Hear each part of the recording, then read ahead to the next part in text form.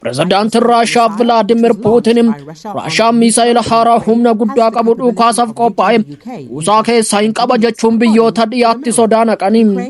Putin kana kan jedhan Russian ballistic missile haaraa magaalaa Ukraine Dnipro irratti erga dhukaastee guyyaa muraasa boodadha. Hoogganaan Russia kun haasaa TV irratti taasisaniin misaayilli Oreeshinkii akka hin qolatamne ibsuun waraana keessatti osoo nafin ammas daballee misaayila kana ni fayyadamna jedhaniin.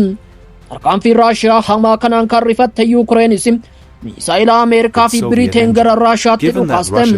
Pirezidaantii Ukraine Volodymyr Zelenskyy ammoo hooggantoonni biyyoota addunyaa Putin gatii gocha isaanii akka argatuuf deebii cimaa kennuu qabu jechuun kadhataniin.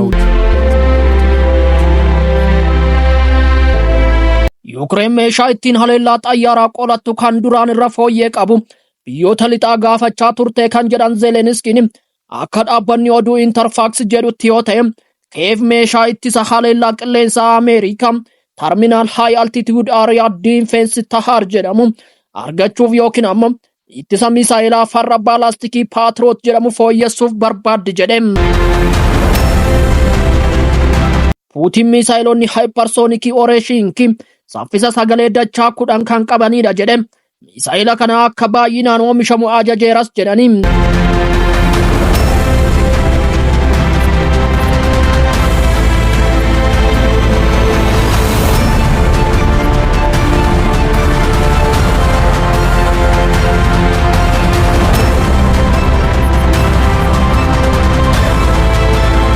Haleellaa misaayilaa Russia kana booda qondaalonni Ukraine misaayilichi baalastikii ardii qaxxaamuru ICBM ta'uu hin oolu jechuun shororkaanii. Hojii gaggeessan olaanaa fi hundeessan dhaabbata gorsaa dhimma balaa Justin Crump BBCtti akka himetti Moskoon haleellaa kana akka akeekkachiisatti itti fayyadamuu hin oolle jedhe. Justin Crump dabaluun misaayilichi saffisaa fi ammayyaa waan ta'eef dandeettii ittisaa haleellaa qilleensaa Ukrainiif rakkoo guddaa uumuu danda'a jedhe. Waraanichi hammaachuun hordofe torban kana keessa hooggantoota biyyoota addunyaa biroo irraa waraanni Ukraine fi Russiaatti itti adeemaa jiru irratti yaadda'uu himani. Ministeerri muummee Poland Donald Tusk waraanni kun sadarkaa murteessarra qaqqabeera jechuun ibse. Waraanichi waraana sadarkaa idil addunyaatti geeddaramuu malas jedhani. Ministeerri muummee Hungary Viktor Orban gama biraatiin imaammanni Russiaan adda durummaan humna waraanaa irratti waan hundaa'uuf biyyoonni lixaa akeekkachiisa Vladimir Putin fudhachuu qabu jechuun gorsa gabaabaa darbatanii.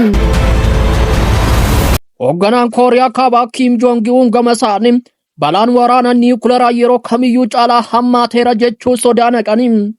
Ameerikaan imaammata diinummaa Pyongyang irratti hordofti jechuunis himateera. Kooriyaan Kaabaa loltoota 10,000 lakkaa'aman Russiaaf akka lolan erguu ishee kan yaadatamu yoo ta'u, humnoonni Ukraine loltoota Kooriyaa Kaabaa waliin bulchiinsa Russia kursii keessatti walaleeluun isaanii himameera.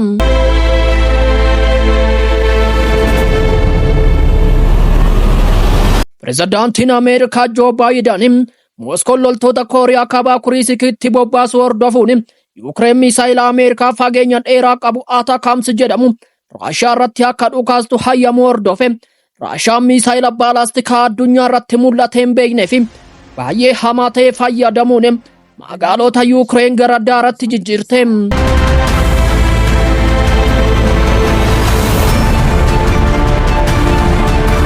Oduu biraatiin manni murtii yakkaa idil addunyaa ICC ajaja hidhaa kan irratti baase ministeerri muummee Israa'el Benjamin Netanyahu yoo gara United Kingdom deeman hidhamuu akka danda'an waajjirri ministeera muummee biyyattii beeksiseera. Manni murtii yakkaa idil addunyaa Gaazaa keessatti yakkawwan waraanaan raawwachuudhaan kan himate Benjamin Netanyahu fi ministeera ittisaa duraanii Israa'el Yoav Gallant irratti ajaja hidhaa baaseera. Ministeerri muummee Israa'el Benjamin Netanyahu lammiilee nagaa irratti beelaa akka meeshaa waraanatti gargaarameera ta'ee jedhee lammiilee nagaa irratti haleellaa xiyyeeffate gaggeessuudhaan yakkawwan waraanaa fi yakkawwan namoomaa raawwate jechuun himate. United Kingdom dabalatee miseensonni biyyoota seera ICC kan mallatteessan ajaja hidhaa hojiirra akka oolchaniif waliigalteerra ga'aniiru. Netanyahuun biyya Kingdom yoo dhufan ni hidhamu moo hin hidhaman gaafii jedhu kan gaafataman dubbii himaan ministeera muummee UK akeeka irratti hundaa'uun yaada kennuuf hayyamamoo ta'uu hin barbaadu jedhani. Haa ta'u malee mootummaan dirqamoota seeraa akka baatu jala muranii deebisaniiru. Dubbii himaan ministeera muummee akka jedhutti mootummaan adeemsa mana murtichaatiin ibsame akka hordofuu fi yeroo hunda seerota biyya keessaa fi sadarkaa addunyaa irratti tumaman ilaalchisuun dirqamoota seeraa irraa eegamu akka kabaju mirkaneessaniiru. Sadaasa 21 bara 2024tti ajajni hidhaa ba'uu hordofee mootummaa United Kingdom walabummaa ICC akka kabajuu fi Gaazaa keessatti waliigaltee dhukaasa dhaaburra saffisaan akka ga'amu dhiibbaa gochuu irratti kan xiyyeeffatu ta'us dabalee ibseera.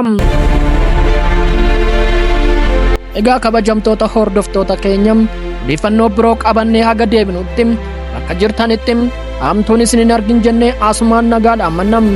Viidiyoon keenya nama hedduu biraa akka ga'uuf saabskraayib laayik gochuus hin dagatinaa jenne asumaan adda baanam.